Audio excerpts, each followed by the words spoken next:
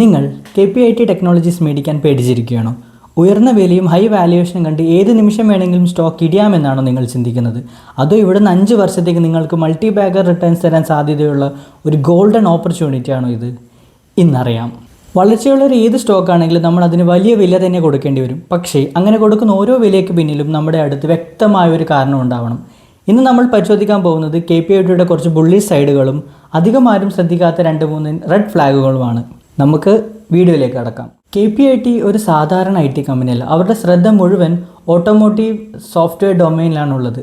അതായത് കാറുകളെ ടയറുകളുള്ള ഒരു സൂപ്പർ കമ്പ്യൂട്ടറായിട്ട് ചിന്തിക്കുക. അങ്ങനെയുള്ള സൂപ്പർ കമ്പ്യൂട്ടറിൻ്റെ ഉള്ളിലെ സോഫ്റ്റ്വെയർ മുഴുവനായി ഡെവലപ്പ് ചെയ്യുന്നത് KPIT ആണ്. അതുകൊണ്ട് തന്നെ KPITയുടെ ക്ലയൻസും ഓട്ടോമോട്ടീവ് ആൻഡ് മൊബൈൽ ഇൻഡസ്ട്രിയിലെ കമ്പനികളാണ്. നമുക്ക് KPITയുടെ കസ്റ്റമേഴ്സിനെ 2 സെക്ഷനായിട്ട് തിരിക്കാം. ഒന്ന് കാർ മാനുഫാക്ചറിങ് കമ്പനികളായ BMW group, Jaguar, Renault group, General Motors, Ford, Hyundai എന്നീ കമ്പനികളും. 2 ഇത്തരം കാർ മാനുഫാക്ചറിങ് കമ്പനികൾക്ക് അവരുടെ സിസ്റ്റം ആൻഡ് പാർട്സ് സപ്ലൈ ചെയ്യുന്ന ടയർ 1 കമ്പനികളായ ക്യുമിൻസ്, ഹിറ്റാച്ചി പോലുള്ള കമ്പനികളും. ഇനി എന്ത് സർവീസാണ് KPIT അവരുടെ ക്ലയൻസിന് കൊടുക്കുന്നത് എന്ന് നമുക്ക് നോക്കാം. ഇതിൽ ഒന്നാമത് electric vehicle and power train ആണ്. അതായത് ഈ EV കാറുകളുടെ ചാർജിങ് എഫിഷ്യൻസിയും ചാർജിങ് ഇൻഫ്രാസ്ട്രക്ചറും ഒക്കെ ഡെവലപ്പ് ചെയ്യുന്നത് ഈ ഒരു സർവീസിന് അണ്ടറിലാണ്. 2 ഓട്ടോണമസ് കേപ്പബിലിറ്റീസ്.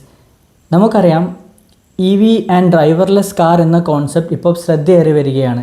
സോ അതിനുള്ള sensor technologies, safety things, real time monitoring എന്നീ കാര്യങ്ങളൊക്കെ ഇതിൻ്റെ അണ്ടറിൽ വരുന്ന സർവീസുകളാണ്. 3 കണക്റ്റഡ് വെഹിക്കിൾസ്. ഇതിൽ പെടുന്നതാണ് നമ്മുടെ കാറിലും ഇപ്പോൾ ഉള്ള നാവിഗേഷൻ, എൻ്റർടൈൻമെൻറ്റ് സിസ്റ്റം, ഇത്തരം സോഫ്റ്റ്വെയർ ഒക്കെ ഡെവലപ്പ് ചെയ്യുന്നതും KPIT ആണ്. 3 ഡയഗ്നോസ്റ്റിക്സ്. ഇതിൽ പെടുന്നതാണ് റിയൽ ടൈം മോണിറ്ററിങ്. അതായത് നമ്മുടെ കാറുകളുടെ ഇപ്പോൾ ഉള്ള ഹെൽത്ത് എത്രയാണെന്നും ഒരു സോഫ്റ്റ്വെയർ വഴി നമുക്ക് കാണാൻ പറ്റും. സോ എന്താണ് നമ്മുടെ കാറിന് എന്തെങ്കിലും തകരാറ് വരാൻ പോകുന്നുണ്ടോ, എന്താണ് നമ്മുടെ എൻജിൻ്റെയൊക്കെ ഹെൽത്ത്, ഇതൊക്കെ കാണുന്ന ഒരു സോഫ്റ്റ്വെയറും. 2 ഏർലി ഫോൾട്ട് ഡിറ്റക്ഷൻ സിസ്റ്റം. നമ്മുടെ കാറിന് എന്തെങ്കിലും ഒരു പാർട്ടിന് വലിയൊരു പണി വരുന്നതിന് മുന്നേ അത് കണ്ടെത്താനുള്ള ടെക്നോളജി വരെ KPIT ഇപ്പോൾ ഉണ്ടാക്കുന്നുണ്ട്. സോ ഈ 4 കാര്യങ്ങളാണ് KPITയുടെ ബിസിനസ്സും KPITയുടെ റവന്യൂ മോഡലും. ഈ 4 സർവീസസാണ്. ഇതിലൂടെയാണ് KPITയുടെ റവന്യൂ കിട്ടുന്നതും. ഇനി നമ്മൾ ശ്രദ്ധിക്കേണ്ട ഏറ്റവും പ്രധാനപ്പെട്ട ഒരു കാര്യം, എന്തിനാണ് BMW, ഫോർഡ് പോലെയുള്ള വലിയ ഗ്ലോബൽ ജയൻസ് KPITയുടെ കൂടെ ബിസിനസ് ചെയ്യുന്നത്? ഇന്ത്യയിൽ ഇത്ര വലിയ IT കമ്പനികൾ ഉണ്ടായിട്ടും എന്താണ് KPITയെ അവരുടെ കോമ്പറ്റീറ്ററിൽ നിന്നും വ്യത്യസ്തമാക്കുന്നത്? നമുക്ക് ഈ ഒരു കാര്യം ശ്രദ്ധിച്ചു നോക്കാം. അതിൽ ഒന്നാമത്തെ കാര്യം ഡീപ്പ് ഡൊമെയിൻ എക്സ്പെർട്ടൈസ് ആണ്.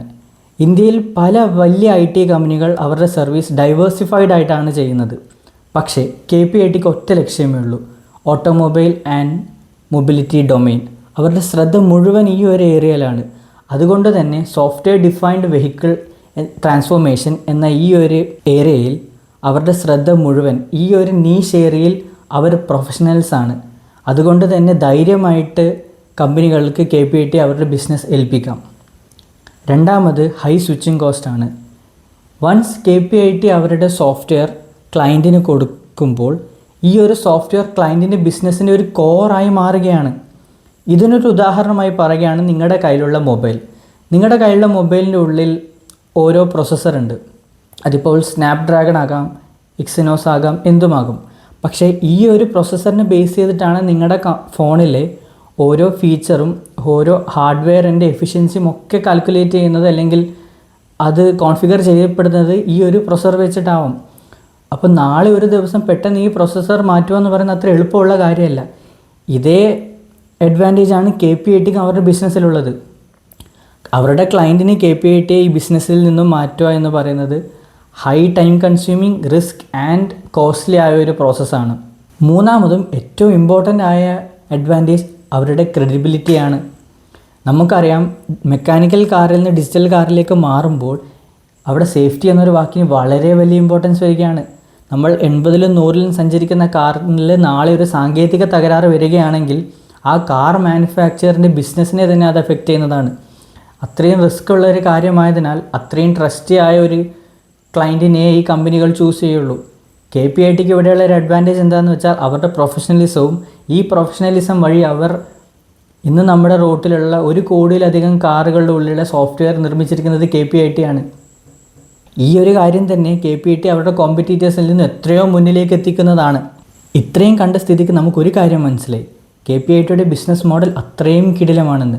പക്ഷേ ഈ ഒരു ബിസിനസ് മോഡൽ വഴി അവർക്ക് റവന്യൂ ജനറേറ്റ് ചെയ്യുന്നുണ്ടോ എന്ന് നമുക്കിനി പരിശോധിക്കാം. കഴിഞ്ഞ 5 വർഷമായി KPITയുടെ റവന്യൂ ഗ്രോത്ത് 75% വെച്ച് വളർന്നുകൊണ്ടിരിക്കുകയാണ്. ഈ ഒരു ഗ്രോത്തിൽ തന്നെ 12 to 15% പ്രോഫിറ്റ് മാർജിൻ കീപ്പ് ചെയ്യാൻ അവർക്ക് സാധിക്കുന്നുണ്ട്. അവരുടെ ROE നോക്കുകയാണെങ്കിൽ അത് 33% ആണ്. എഫക്റ്റീവായിട്ട് ക്യാപിറ്റൽ യൂട്ടിലൈസ് ചെയ്യുന്ന ഒരു ബിസിനസ് സ്ട്രാറ്റജി തന്നെയാണ് KPITയുടെ. നമുക്കിത് മനസ്സിലാക്കാം. എന്താണ് ROE 33% കൊണ്ട് ഉദ്ദേശിക്കുന്നത്? നമ്മൾ അവർക്കൊരു 100 രൂപ കൊടുക്കുമ്പോൾ അതിൽ നിന്ന് അവർക്കൊരു 33 രൂപ പ്രോഫിറ്റ് നമുക്ക് തരാൻ അവർക്ക് സാധിക്കുന്നുണ്ട് എന്നാണ് ഇതിൻ്റെ ഒരു അർത്ഥം. ഇത് വളരെ നല്ലൊരു ബുള്ളിഷ് മെട്രിക്സ് തന്നെയാണ്. ഇനി അവരുടെ ഡെപ്റ്റ് നോക്കുകയാണെങ്കിൽ അത് ക്ലോസ് ടു 0. ഡെപ്റ്റ് ഇല്ലെന്ന് തന്നെ വേണമെങ്കിൽ പറയാം. അവരുടെ ഫൈനാൻഷ്യൽസും കിടിലമാണെന്ന് നമുക്കിനി മനസ്സിലായി. എന്നാലും KPITക്ക് കുറച്ച് നെഗറ്റീവ് സൈഡുകൾ കൂടെ ഉണ്ട്. അത് നമുക്കിനി പരിശോധിക്കാം. അതിൽ പ്രധാനപ്പെട്ട ഒന്നാണ് കസ്റ്റമർ കോൺസെൻട്രേഷൻ. KPITയുടെ 75% ഓഫ് ദ റവന്യൂ കുറച്ച് കമ്പനികളിൽ നിന്നാണ് വരുന്നത്. ഈ കമ്പനികളിൽ ഏതെങ്കിലും ഒരു കമ്പനിയുടെ ബിസിനസ് തകരുകയോ സ്ലോ ഡൗൺ ആവുകയോ ചെയ്താൽ ആ ഒരു നെഗറ്റീവ് ഇമ്പാക്റ്റ്, ആ ഒരു കാർ മാനുഫാക്ചറിങ് കമ്പനിയുടെ നെഗറ്റീവ് ഇമ്പാക്റ്റ് KPITയുടെ റവന്യൂ എഫക്റ്റ് ചെയ്യുന്നതാണ്. രണ്ടാമത്തെ പ്രധാനപ്പെട്ട കാര്യം, ഇപ്പോൾ കാർ മാനുഫാക്ചറിങ് കമ്പനികളും അവർ സ്വന്തമായി R&D വെച്ച് ഇത്തരം സോഫ്റ്റ്വെയർ സ്വയം നിർമ്മിക്കുന്ന ഒരു ട്രെൻഡിലേക്ക് മാറുകയാണ്. ഇങ്ങനെ മാറുന്നത് വഴി KPITക്ക് അവരുടെ ക്ലയൻസിനെ നഷ്ടപ്പെടുകയും അത് KPITയുടെ റവന്യൂയെ ബാധിക്കാനും ചാൻസ് ഉണ്ട്. 3, ഇപ്പോൾ ഉള്ള KPITയുടെ പ്രീമിയം വാല്യുവേഷൻ മാർക്കറ്റ് KPITയുടെ ഫ്യൂച്ചർ ഗ്രോത്തിന് വേണ്ടി കൊടുത്തതാണ്. ഏതെങ്കിലും ലോക്ക്ഡൗൺ വരികയോ എന്തെങ്കിലും ഒരു ഇഷ്യൂ വരികയോ ചെയ്താൽ മാർക്കറ്റ് എക്സ്പെക്റ്റേഷൻ KPITക്ക് കീപ്പ് ചെയ്യാൻ പറ്റിയില്ലെങ്കിൽ ഈ വില കുത്തനെ ഇടിയുന്നതുമാണ്. ഈ ഒരു നെഗറ്റീവ് സൈഡുകൾ മാറ്റിവെക്കുകയാണെങ്കിൽ ഒരു A+ സ്റ്റോക്ക് തന്നെയാണ് KPIT എന്നതിൽ ഒരു സംശയവുമില്ല. KPITയെക്കുറിച്ചുള്ള ഈ ഒരു ബാലൻസ് അനാലിസിസ് വീഡിയോ നിങ്ങൾക്ക് വളരെ സഹായകമായി എന്ന് ഞാൻ കരുതുന്നു. ഒരു കാര്യം കൂടെ പറഞ്ഞുകൊള്ളട്ടെ, ഇത് വെറും ഒരു എഡ്യൂക്കേഷണൽ പർപ്പസസിനുള്ള വീഡിയോ മാത്രമാണ്, ഒരു നിക്ഷേപ ഉപദേശമല്ല. നിങ്ങളുടെ ഒരു അനാലിസിസ് കൂടെ നടത്തി KPITക്ക് നിങ്ങളുടെ പോർട്ട്ഫോളിയോയിൽ ഒരു സ്ഥാനമുണ്ടോ എന്ന് കമൻറ്റ് ബോക്സിൽ രേഖപ്പെടുത്തുക. അതോടൊപ്പം ഇത്തരത്തിലുള്ളൊരു വീഡിയോസിനായി ഇപ്പോൾ തന്നെ ഈ ചാനൽ സബ്സ്ക്രൈബ് ചെയ്യുക. അടുത്ത തവണ കാണുന്നവരെ സന്തോഷത്തോടെ നിക്ഷേപിക്കുക.